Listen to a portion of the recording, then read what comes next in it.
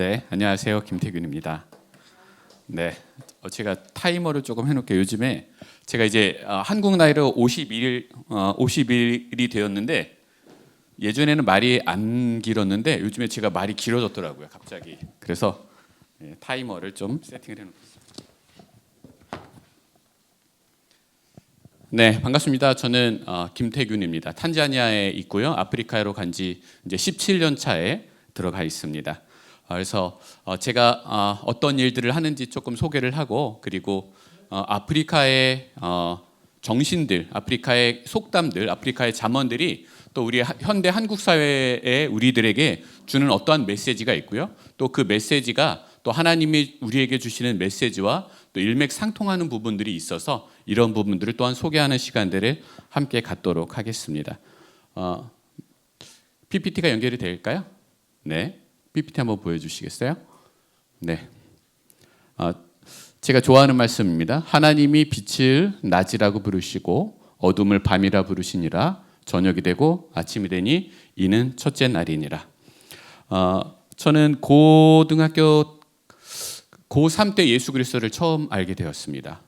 그전에는 저희 집안에서도 예수를 믿는 사람이 없었어요. 저는 안동김 씨의 알렴사파의 목사공파의 24대 손이고, 저희는 철저히 유교적인 마인드와 그런 행사를 열심히 하는 집안이에요. 예수에 대해서는 사실 들어본 적이 없었고 그랬습니다. 또 하나의 저의 고등학교 때의 특징은 저는 심각한 우울증을 많이 앓고 있었어요. 중3 때부터 시작된 것 같은데 고1, 고2가 되면서 점점점 심각해졌고 24살 때 나는 어떻게 이 세상을 멋있게 종료를 할까를 늘 구상하는 게 저의 취미였어요. 그리고 또 하나의 저의 취미는 철학책이었습니다. 저는 중학교 때부터 이제 키에르케고르나 니체나 쇼펜하우에 굉장히 집착을 했던 것 같아요. 그리고 그 사람들이 저희에게 주는 메시지는 세상에 대한 이제 스스로의 심판을 많이 말하는 거예요. 그러니까 세상을 대한 삶에 대한 가치에 대한 이야기를 많이 하는데 그것이 저의 우울함을 더 우울하게 만들었던 것 같아요. 그리고 부모님이랑 떨어져서 제가 초등학교 때부터 부모님과 떨어져서 일종의 자취생활 같은 걸 많이 했었는데 뭐 그런 것들이 저의 정서적인 부분을 채워주는 것이 없어서 어느 날 보니까 제 속에 이만한 구멍이 하나 있더라고요. 검청난 구멍이 있습니다. 이것이 점점점 커집니다. 일로 이 찬바람이 쑥쑥 지나가는데 이것이 해소가 되지 않아요. 뭐 친구들이랑 놀아도 해소가 되지 않고 텔레비전을 봐도 해소가 되지 않고 노래방에 가도 해소가 되지 않습니다. 점점 커지고 그렇습니다. 이것이 이 찬바람이 내 가슴속으로 쑥쑥쑥 들어갈 때 이것들이 어느 날은 이런 생각을 했어요. 이게 오히려 시원한 것 같은 거예요. 그리고 왠지 나는 세상의 비밀을 알아가는 사람 같은 거예요. 그러니까 다른 제 학교의 친구들을 보면 쟤는 세상을 너무 몰라. 나만 알아라고 하는 약간 은밀한 그런 기쁨 같은 게 있어요. 그래서 나의 이 어두운 부분과 차가운 부분을 어느 순간 즐기게 되는데 이 어두움을 즐기게 되는데 이것을 저는 저 스스로 명명하기를 착잡한 쾌감이라고 말했습니다. 멋이잖아요. 고1이 스스로 붙이는 거예요. 이거는 착잡한 쾌감이야. 남들이 알지 못하는. 늘 어둡게 살았어요. 그리고 별로 사람들과 있는 게 재미도 없었고 24살 때 세상을 떠나기로 중학교 때부터 이미 작정을 했기 때문에 저는 학교 공부를 전혀 열심히 하지 않았습니다. 다만 좋은 거는 제가 이제 수능 세대거든요. 수능 두 번째 94년도, 95년도 제가 95년도에 대학을 들어갔으니까 다행인 것은 제가 쓸데없이 막 열심히 읽어댔던 철학책들이 저에게 되게 도움이 돼서 수능은 엄청 잘 봐요. 왜냐하면 책을 읽으면 시험을 보면 시간이 다 남거든요. 학교 공부를 하나도 안 했지만 되게 도움이 돼서 학교에서는 그래서 제가 본의 아니게 모범생처럼 느껴질 때가 있었어요. 저는 공부를 하나도 안 했는데 그랬습니다. 고2 때 전학을 갔습니다. 지평에 있는 학교로 전학을 갔는데 여전히 우울함을 가지고 있었는데 그때 한 친구를 봅니다. 저 친구는 하루 종일 쓸데없이 낄낄낄대고 웃고 친구들이랑 놀아요. 물론 친구들 사이에 굉장히 인싸였습니다. 하하 흐흐흐 맨날 하루 종일 웃고만 다니고 사람들을 되게 행복하게 하는 어떤 친구를 만났습니다. 그리고 그 친구랑 있으면 저도 좀 위로를 받아요. 그리고 저도 공부를 안 했지만 그 친구는 공부를 진짜 안 했거든요. 그래서 같이 놀러 다녔던 것 같습니다. 많이 놀러 다녔던 것 같습니다. 그 친구가 저희 이인수 집사입니다. 그리고 그 친구는 예수 그리스도를 믿고 교회를 열심히 다니고 있었어요. 근데 저는 교회는 관심이 없었고 그러다가 이제 고3이 올라가 때 1994년 2월 21일이었던 것 같아요. 5월 21일 날 그때 더 우울증이 엄청 심각해질 때였는데 친구가 권해줍니다. 수련회를 가자고. 저는 수련회는 캠프파이어하고 노는 데인 줄 알았어요. 캠프파이어하고 노는 데인 줄 알고 뭐 한번 또 쫓아가도 괜찮겠다 그래서 아무 생각 없이 쫓아간 겁니다. 갔더니 이제 수련회였죠. 수련회에서 막 사람들이 막 눈물 콧물을 흘리면서 예수님께 하는데 그게 저는 너무 이상했어요. 그런 광경을 한 번도 이런 광기의 현장을 한 번도 본 적이 없거든요. 그래서 막 너무 고민했는데 하필이면 그 수련회로 갔던 곳이 너무 산속이었던 거죠. 너무 산속이어서 집에 돌아갈 방법을 몰랐어요. 그래서 친구한테 나 집에 가고 싶다고 말하려고 다시 안에 수련회 장소에 들어갔다가 못 견디겠어서 나왔다가 다시 나 어떻게 해야 되지 막 물어보려다 막 나왔다가를 제가 한 점심때쯤에 도착했으니까 한 2시까지 그랬던 것 같아요. 한 2시간에 들락날락 제 친구는 저를 별로 신경도 안 써주고 교회를 처음 왔는데 수련회 그랬다가 그때 이제 한번 따라해 봤습니다. 하도 궁금해서 저 사람들은 왜 저렇게 열심히 눈물 콧물 혹은 내가 열심히 잘 알고 있던 저 친구도 되게 멀쩡했던 밝고 멀쩡했던 친구가 왜 저렇게 뭔가 열심히 할까 그래서 궁금해서 그때 처음으로 기도라는 걸 해봤어요. 그냥 무릎 꿇고 남들 따라하는 거죠. 교회를 다녀본 적이 없으니까 무릎 꿇고 손 모으고 예수님 당신이 예수님이라는 분이 계시면 나 만나주세요. 지금 처음이자 마지막으로 기회를 드릴 테니까 만나주세요 라고 그냥 했습니다. 처음으로 기도라는 걸 해봤고요. 처음으로 십자가 아래에 있었던 거죠. 처음으로 교회라는 건물 안에 제대로 들어와 있던 게 처음이었는데 그때 예수를 만났어요. 그리고 그때 제 삶이 확 바뀌었습니다. 그 즉시 1994년 2월 21일 오후 2시에 그 즉시 인생이 바뀌는데 가장 중요했던 거는 절대로 메꿔지지 않았던 이 구멍이 그 순간에 메꿔지는 경험을 했어요. 저에게는 너무 놀라운 경험이었어요. 그리고 그때부터 우울증이 거의 사라져갑니다. 순간적으로 사라져갑니다. 그리고 그 수련회가 끝나고 여전히 봄방학 기간이었는데 뭔가 기분이 너무 좋은 거예요. 제가 이렇게 기분이 좋아봤던 적이 없었거든요. 이렇게 기분이 좋아본 적이 없었는데 기분이 너무 좋아서 이제 고3이고 일단 학교에 한번 들려갔다가 정말로 사람들은 잘 모르지만 지평고등학교에 가서 혼자 운동장을 쓸었습니다. 기분이 너무 좋아서. 그러니까 뭔가 하고 싶은데 그냥 학교 운동장을 혼자 이 빈 방학에 거기서 혼자 쓸었던 기억이 있습니다. 예수님을 만나서 너무 좋았습니다.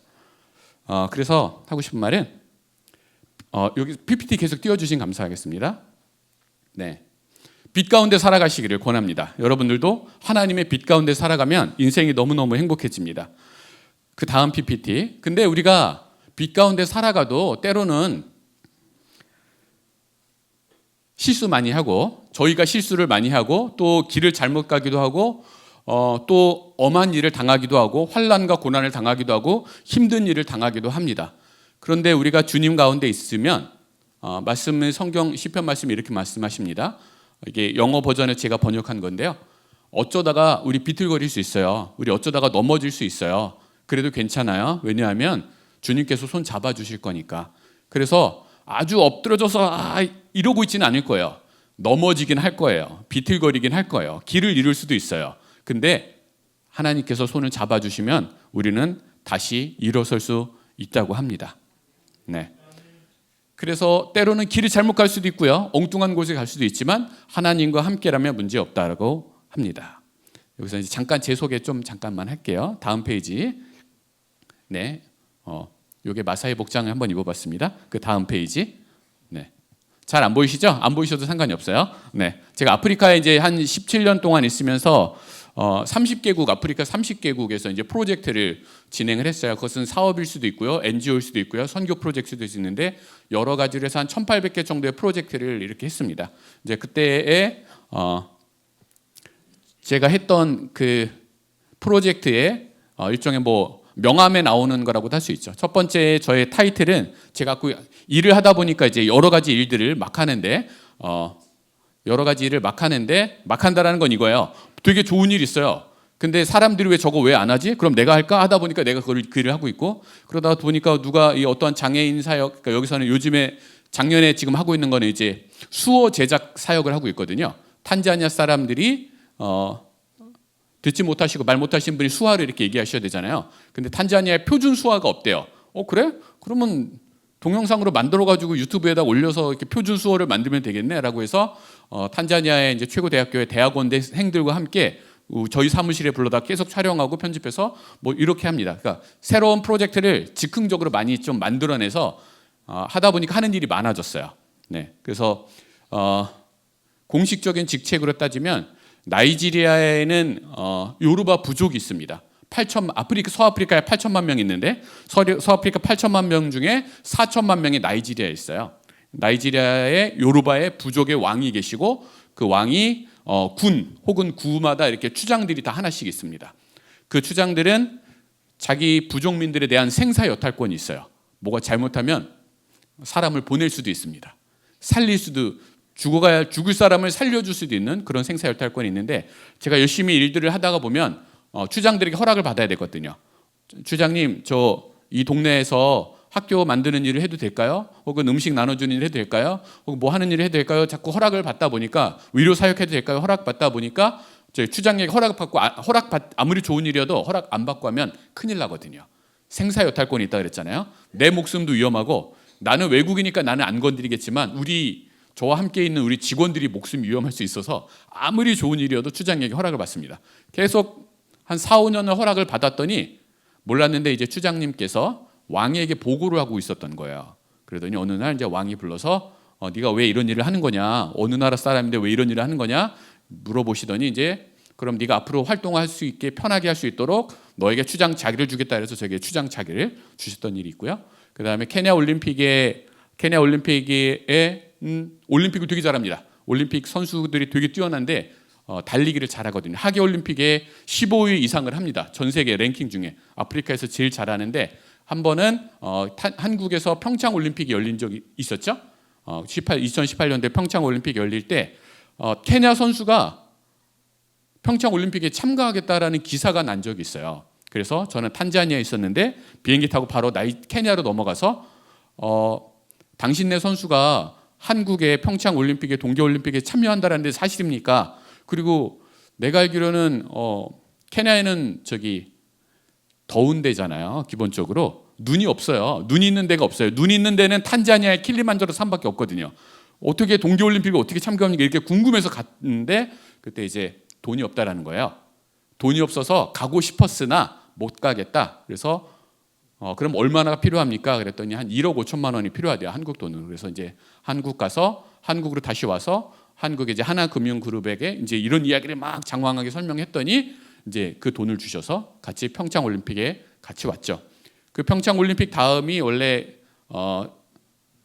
도쿄에서 열리는 여름 올림픽이 있었고 그 다음에 베이징 올림픽. 그래서 아시아 전체 총괄하는 직위를 제가 받아서 케냐 올림픽위원회 아시아 전체 총괄 대표이기도 하고 탄자니아는 제가 살고 있는 현재 탄자니아는 관광이 전 세계에서 제일 좋아요. 세렝게티 들어보셨죠? 그리고 킬리만자로 들어보셨죠? 뭐 그런 곳이 있는 곳이에요. 그래서 이 탄자니아의 아름다움을 알리는 친선 대사가 탄자니아 관광청 장관에게부터 이제 받아서 또 친선 대사 역할도 하고 그 다음에 저 아래 보면 뭐 비전 케어라고 있죠. 이건 원래 한국에서 처음으로 만들어졌던 기관인데 사람들의 눈 수술을 하는 걸 도와줘요. 근데 그 프로젝트에 한번 참가했다고 너무 좋아서 탄자니아에 제가 만들고 싶습니다. 제가 탄자니아에 저희 사무실 있으니까 저희 사무실과 저희 직원과 해서 저희 탄자니아의 지부를 만들겠습니다. 그래서 탄자니아에 비전 케어라는 지부를 만들어서 지금까지 한 4,500명 정도의 백내장 수술, 녹내장 수술을 무료 수술을 진행을 해왔고요. 그 옆에 보면 이제 뭐 동그란 뭐 그런 게 있는데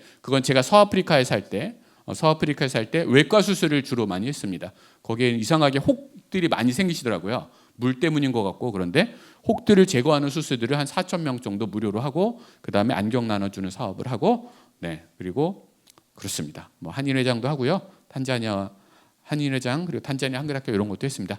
잠깐 자기 자랑이었고요. 다음 페이지로 넘어갈게요. 탄자니아 소개를 잠깐만 하겠습니다. 여러분들은 의외로 탄자니아의 말을 스와힐리어라고 그러는데 여러분들은 의외로 스와힐리어를 많이 알고 계세요. 사파리라는 말 아시죠? 사파리가 여행하다예요. 그냥 여행하다. 내가 옆집에 놀러 가는 것도 여행하다고요. 뭐 고향집에 놀러 가는 것도 여행하다인데 스와힐리 탄자니아에서는 여행하다가 그냥 사파리입니다. 근데 우리가 생각하는 한국 사람들에게는 동물 만나러 가는 게 사파리잖아요. 근데 하여간 원래 사파리라는 말은 여행하다라는 일반적인 탄자니아의 말입니다. 들어보셨죠? 잠보라는 말 들어보셨을 것 같아요. 잠보는 어느 날 한국 대한민국 초등학교 음악 교과서에 실립니다.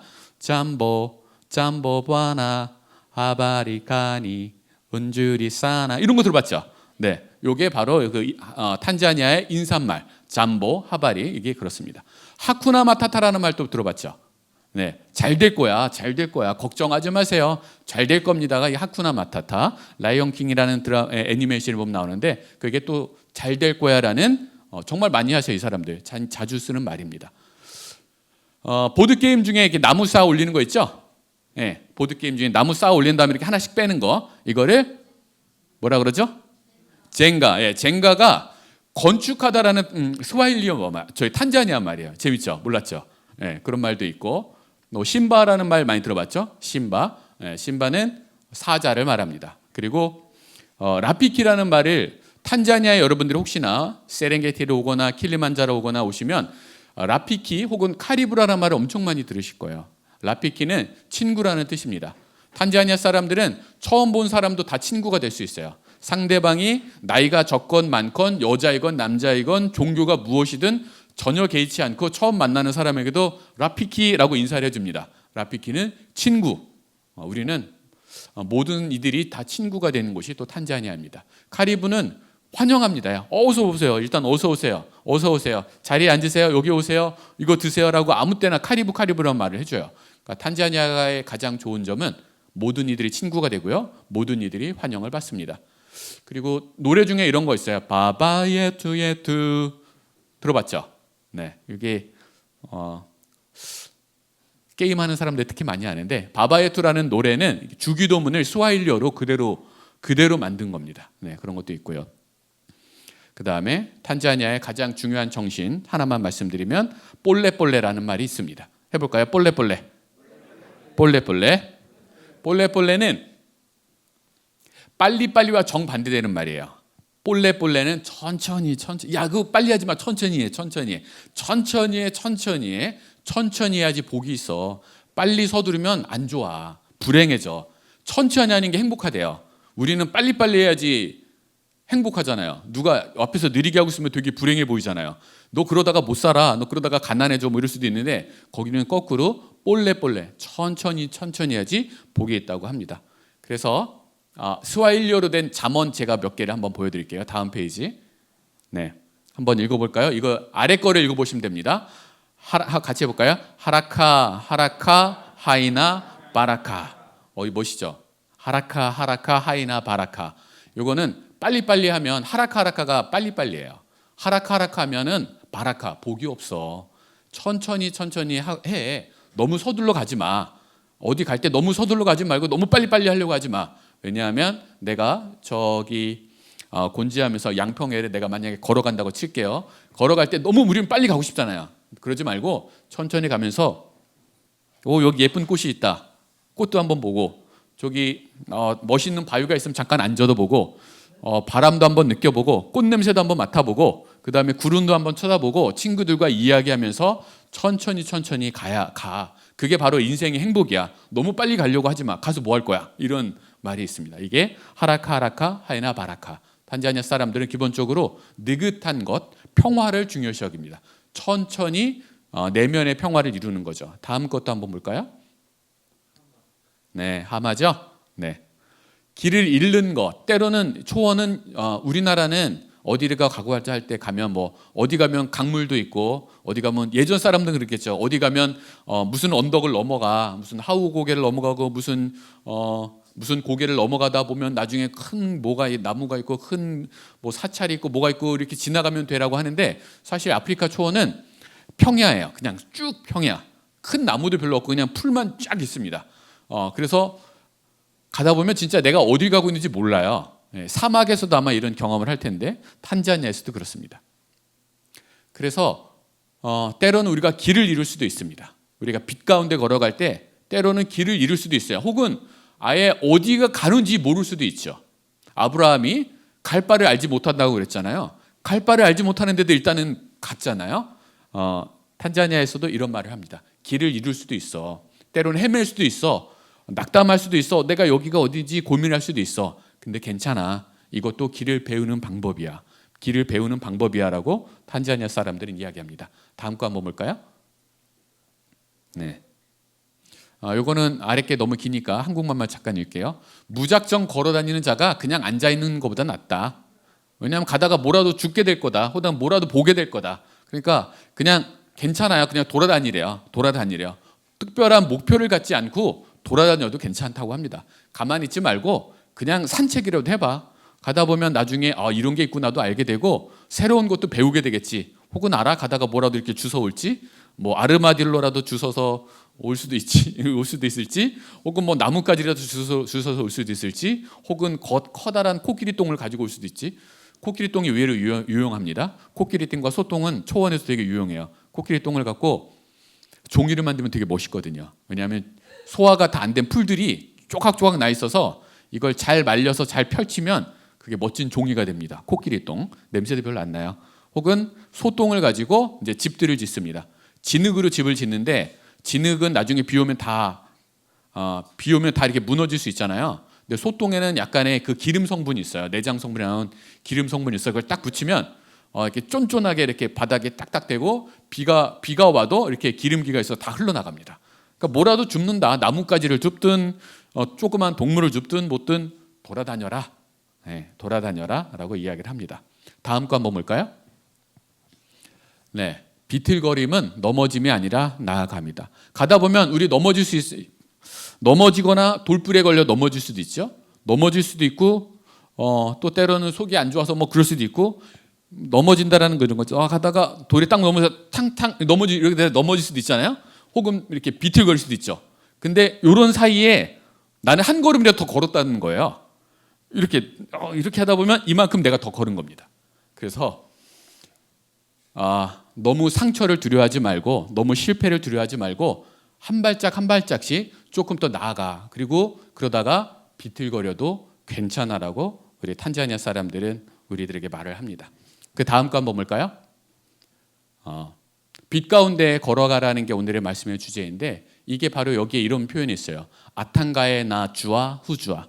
주아가 태양이에요. 태양이고 빛을 말합니다. 그리고 후주아는 알게 되는 거예요. 안다라는 뜻입니다. 그러니까 빛 가운데 있는 것이 빛 가운데서 내가 거하는 것이 무언가를 알아가는 과정입니다. 근데 태양 아래 걸어간다라는 것 또한 태양 아래 방랑한다라는 것은 때로는 쉽진 않아요. 왜냐하면 적도의 햇볕은 엄청나게 뜨겁거든요. 네, 엄청나게 뜨겁습니다. 꽂혀지는 게 엄청나게 금방 얼굴이 새빨갛게 타버립니다. 그래도 너무 어둠 속에 있지 말고 빛 가운데 돌아다녀라. 비틀거려도 괜찮다. 길을 잃어도 괜찮다. 빛 가운데 걸어가다 보면 많은 것을 알게 된다라고 말을 하고 있습니다. 다음 것도 한번 볼까요? 네, 하시라 핫사라. 이것도 되게 좋죠. 하시라. 화내지 마. 너무 화내면 네 손해야. 그래서 탄자니아 사람들은 목소리를 왁 소리 지르는 게 없어요. 그래서 가끔 탄자니아 한국 분들이 700여 명이 계신데 한국 사람의 스타일로 소리를 지르면 사람들이 정말 기겁해요. 뭐 그러잖아요. 한국 사람은 가끔 이러면은 현지인들이 정말 깜짝 놀래요. 이렇게 화내는 모습을 자기네들끼리는 하지 않거든요. 그래서 한국 사람들에게 해주는 말입니다. 그 다음 거 한번 볼까요? 네. 사랑은 외눈박이를 윙크로 보이게 한다. 외눈박이라는 말이 눈이 없는 사람을 말해요. 눈이 없어요. 눈이 없어서 이렇게 푹 들어가 있겠죠.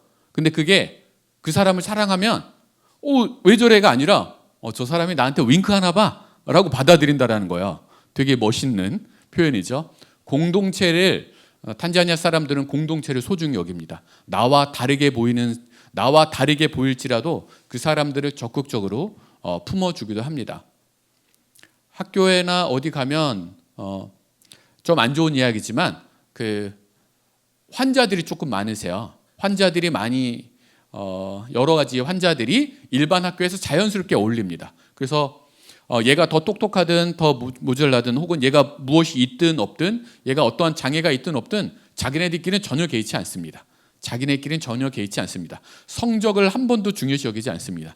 같이 어울리는 것만 중요하고요. 야, 너 오늘 점수 몇 점 나왔어? 너 70점 남았어? 이런 걸로 하지 않습니다. 그냥 서로 어울리고 나와 다르면 그 사람의 또 그것이 내가 못하는 어떠한 그런 장점이 될 거라고 서로 생각하는 것 같습니다. 다음 거 한번 볼까요?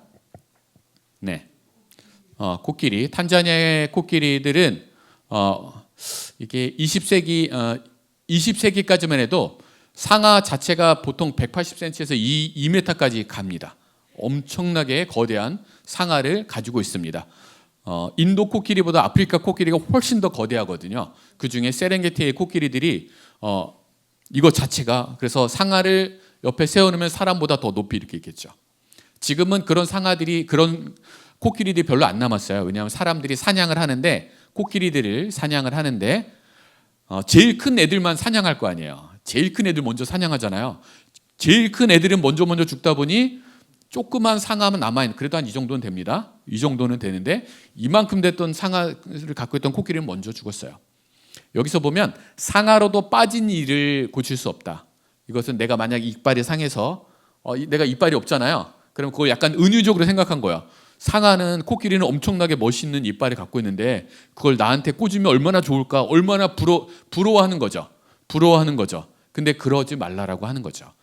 상대방이 갖고 있는, 남이 갖고 있는 소유물과 재산을 부러워하지 말고 자기 자신에 있는 것들을 지키고 남의 것을 억지로 뺏으려고 하지 마라 라고 이런 이야기를 합니다. 다음 거 한번 볼까요? 네, 타인의 별을 따라 여행하지 마라. 초원을 우리 마사이족들은 막 수백 킬로를 돌아다녀요. 제가 있는 지역에서 마사이 마을까지 가려면은 1000km 넘거든요. 이제 운전해서 몇 번 갔습니다. 운전해서 1000km를 가요. 근데 저희는 차를 타고 가는데 그 사람들은 몇 날 며칠 걸리든 상관없이 창이랑 막대, 지팡이와 막대, 주께서 우리를 지팡이와 막대기로 인도하신다고 그러잖아요. 거기 보면 그게 무슨 말인지 알 수 있어요. 지팡이는 얇은 막대기입니다. 얇은 막대기. 이 막대기의 용도는 가끔 걷다가 힘들잖아요. 이렇게 딱 기대면은 여기 딱 기대면은 이렇게 지팡이처럼 되게 편해요. 그러기도 하고, 얘는 보통 소머리를, 마사이족들이 소머리가, 마사이족들의 사명은 신께서 모든 세상의 소를 다스려 주라, 모든 소들을 케어해 주라고 만들어준 사람들이 마사이족이라고 생각하거든요. 그래서 소를 몰려고 이렇게 막대기를 이렇게 착착 치는 거야. 살살살. 이게 지팡이. 막대기는 뭐냐면 끝에 엄청나게 뭉툭한 이만한 그 나무인데 이만한 게 망치처럼 달려 있습니다. 얘는 하이에나랑 싸울 때 혹은 사자랑 싸울 때 쓰는 전투용이죠. 지팡이와 막대기, 뭐 그렇습니다. 그러니까 이 사람들이 다닐 때 몇백 킬로를 그냥 쉽게 잘 다녀요. 정말 멀리 잘 다니고 달리기도 잘하고 걷는 것도 잘하고, 옷이라고 하면 마사이족의 옷은 우리식으로 따지면 테이블보 3개를 한 번은 이렇게 묶고, 네모난 테이블보를 이렇게 묶고 이렇게 둘러서 다니면 이게 마사이 옷들이거든요. 그래서 가다가 밤이 되면 한 장은 풀러서 바닥에 깔고, 그다음 하나는 그냥 그대로 있고 나머지 하나는 덮으면은 그리고 노숙을 하는 겁니다. 노숙하는 게 아주 자연스러우신 분들인데, 여행을 많이 가다 보면 첫 번째는 어디로 가야 될 때 다 똑같은 허허 벌판이니까, 초원이니까 길을 찾으려고 아마 별을 보고 가는 것 같아요. 그런데 각자마다 자기가 생각하는 그 표준을 삼는 편이 있는데 남의 별을 따라가지 마라 라고 이야기합니다. 나의 길을 찾으라, 남의 길을 억지로 쫓아가지 마라 라고 합니다. 근데 이제는 어떨 때 보면 사람 자체가 별이 될 때 있잖아요. 누가 엄청나게 했나, 저 사람이 너무 멋있어, 나도 저 사람처럼 되고 싶어. 어떠한 사람이 별이 되고 우상이 되는 거죠. 그렇게 하지 마라.